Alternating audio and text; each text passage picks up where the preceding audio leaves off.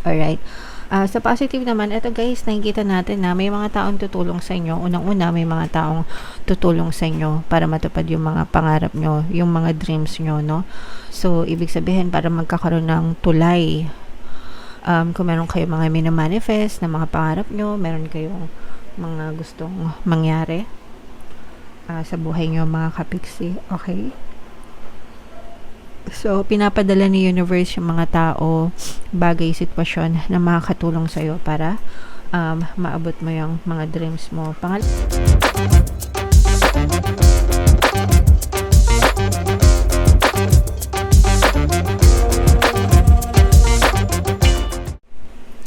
Hello guys, hello mga kapiksi, hello Capricorn, welcome back to Pinay Pixie Tarot.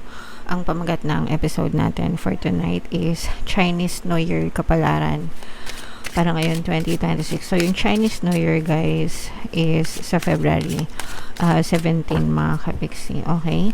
So ang reading na to, titingnan natin yung energy nyo sa panahon na yan guys. So unahin muna natin itong mga angel messages para sa inyo. Pwede nyo maranasan or mga paalala mga kapiksi. So, una guys, meron tayong memory mga kapiksi. Ito, ibig sabihin nito guys, magtanim kayo ng mga magagandang alaala kasama ng mga mahal nyo sa buhay. Kasi lahat tayo ay may expiration date mga kapiksi and hindi natin alam kung kailan tayo kukunin. No? Tayo ay dumadaan lang dito sa mundong ito mga kapiksi. So, it's either mauna tayo or mauna yung mga mahal natin sa buhay. Ang tanging maiiwan lang ay mga alaala mga kapiksi. So, magtanim tayo ng mga magagandang alaala as much as we can with them, especially ngayon no, na may mga cellphones na madali lang mag-video, mag-camera, mag-ipon ng mga memories. So, pwedeng balik-balikan mga kapiksi. Okay? Ito naman guys, for some of you, maaring may mga pinagdadaanan kayo na hindi maganda, malalim, madilim.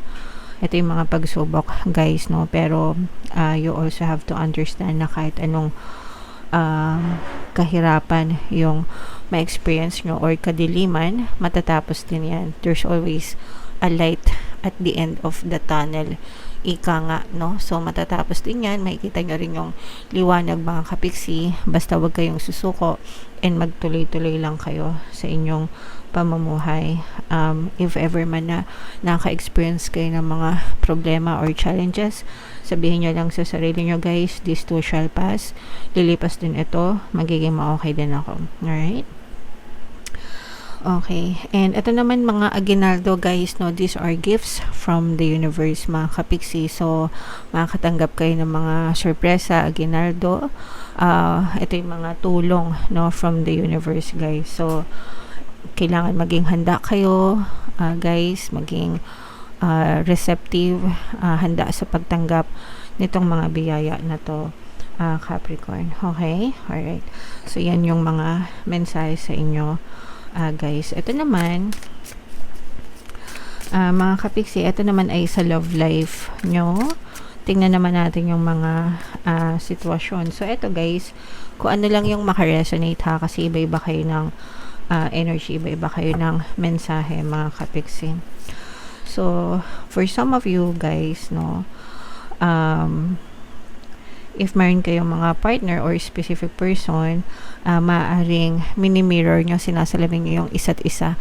Kumbaga parang nakikita mo sa kanya yung sarili mo, nakikita niya sa'yo yung sarili niya, parehas kayo ng sitwasyon, parehas kayo ng pinagdaanan. Ito, this is healing, no? Kasi, ito guys, for some of you, pwedeng kakagaling nyo sa broken heart, mga kapiksi, or pwedeng ma-broken heart kayo guys, but you will also heal at the same time. I'm sensing na yung iba sa inyo, parang meron kayong makikilala, no, na makakatulong sa inyong broken heart. May makikilala kayo na makatulong sa pag-heal ng mga sawi nyong puso mga kapiksi. yung iba sa inyo makakawala sa mga toxic and abusive na relationship, guys, no? Kahit na heartbroken kayo dahil dun sa mga relationship na yon, but mag-heal din kayo. Ang importante is makawala kayo sa negative cycle ng relationship, mga kapiksi. Sometimes it's okay to let go yung mga relasyon na hindi na worth it, no? Hindi nyo na deserve, guys, no? Yung paulit-ulit na kayong sinasaktan, paulit-ulit na kayong umiiyak, sometimes mas mabuti pang mawala na lang kayo sa ganun, mga kapiksi. Okay? Alright, so yeah, comment down below, Capricorn, if feeling nyo naka-resonate kayo dyan sa mga messages na yan, guys. So dito hanapin natin yung energy ng Capricorn, guys. Habang sinashuffle ko to, panoorin nyo muna yung video natin regarding sa ating paano mag-manifest ng abundance video course. Kapiksi, sawa ka na ba sa mga struggles at hirap sa buhay mo?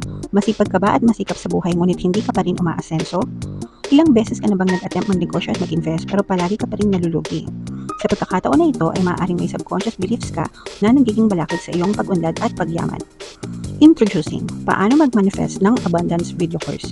Dito ay matututunan mong ma-overcome ang mga balakid mo para tuluyan ka ng umunlad, umasenso, sumagana, maging matagumpay, successful at maswerte sa iyong kabuhayan, pera, trabaho, negosyo sa lapi at kaperahan ng bonggang-bongga.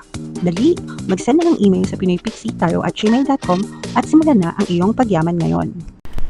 Alright, so sa lahat ng gusto mag-avail ng course, guys, mayroon tayong paano mag-manifest ng abundance video course, paano mawala ang third party at magkaroon ng harmonious na relationship, paano pabalikin si ex vice breakup. Sa mga interesado, guys, mag-send lang kayo ng email sa pinoypixie@gmail.com.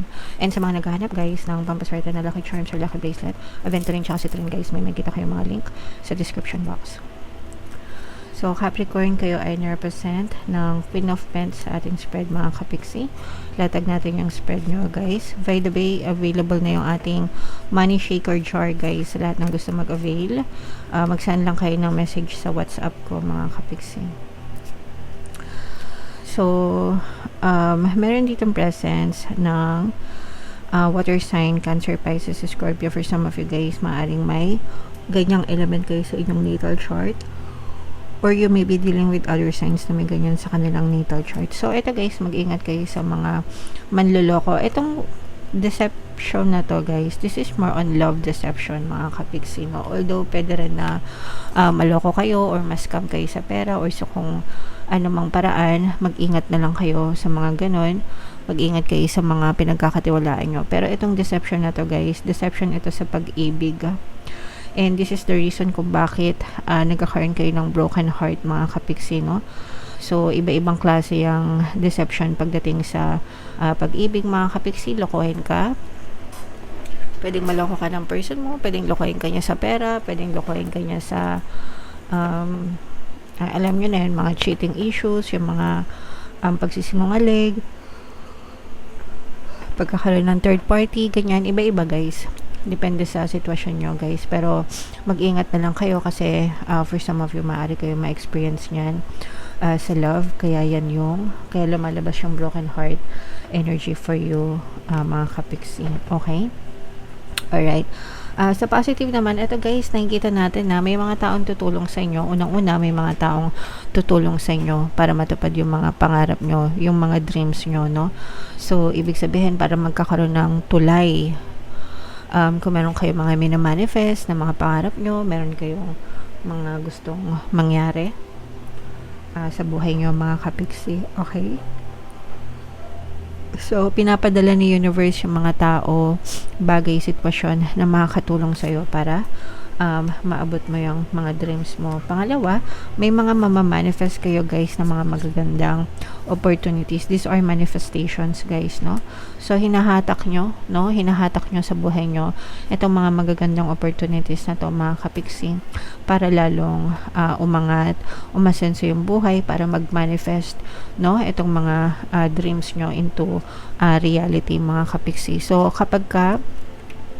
paghandaan nyo to, guys, kasi kapag dumating yung mga opportunities na yan, kailangan mabilis kayong kumilos, no? Kailangan handa kayo, ready kayo, or else baka maiwan kayo ng biyahe.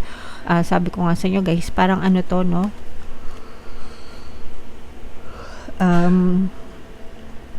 parang mga trend, no? Kapag dumaan na yung trend, yun na yung opportunity. Kapag hindi kayo nakasakay agad, baka maiwan kayo ng trend, no? Kaya dapat palagi kayong ready na kumilos sa mga bawat opportunities na dumadating sa inyo.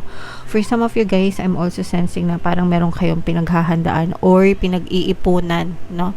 Pinag-iipunan, mga kapiksi. Parang let's say, baka nag-iipon kayo pang negosyo, nag-iipon kayo pang placement fee kung gusto nyo mag-abroad, nag-iipon kayo ng pera pang requirements nyo, kunwari pang home base, 'di ba? Syempre pag home base kayo, kailangan meron kayong computer, laptop, or whatever, guys. So yun yung mga pinag-iipunan nyo, mga kapiksi. Pero lahat ng yan may kinalaman sa pag-achieve ng dreams nyo, guys. Okay?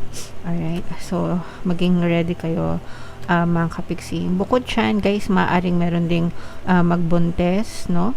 Maaaring magkaroon ng it's either mabuntis kayo or magkaroon ng addition to the family, bagong baby, bagong manugang, ganyan. So bagong addition to the family. For some of you guys, maaari din kayong makatanggap ng karma. So yung karma, guys, depende yun sa mga intentions nyo palagi. Kapag mas malakas yung mga good intentions nyo, syempre good karma yung babalik sa inyo. And kapag mas malakas naman yung mga negative intentions nyo, syempre negative karma or bad karma yung babalik sa inyo, guys. Okay? And maaaring merong cycle na maulit sa inyo, mga kapiksi. Kaya importante talaga na yung mga nangyari sa past, kalimutan nyo na, especially kung negative, mga kapiksi, no? Kasi kapag hindi nyo kinalimutan, walang forgiveness, walang acceptance, maaring bumalik yan, lalo na kung paulit-ulit nyong iniisip, parang hinahatak nyo sila pabalik sa buhay nyo, lalo na yung mga problema, pagsubok, challenge. So maaring maulit yung cycle na yan, guys, kapag hindi nyo kinalimutan. So if it's a negative cycle or if it's a negative circumstance in the past, make sure na kalimutan nyo, putulin nyo yung pattern of thoughts, let go of them, release them, para hindi na siya maulit sa present nyo, mga kapiksi. Alright? Okay, so yeah. Yan ang inyong Chinese New Year reading, mga kapiksi. Comment down below, guys. If naka-resonate kayo, ito guys, i-mind mo nyo itong mga manifestation ng mga dreams, pangarap, itong mga magagandang opportunities, mga kapiksi, itong mga good karma. Yan yung mga positive energies na nakita natin para sa inyo, mga kapiksi. Alright? Ito yung ating 2026 kapalaran, guys. Ito naman yung ating success stories ng paano mag-manifest ng abundance video course. Click here to subscribe, guys. Thank you for liking, sharing, and subscribing. See you next time. I love you all. Have a nice day. Bye-bye.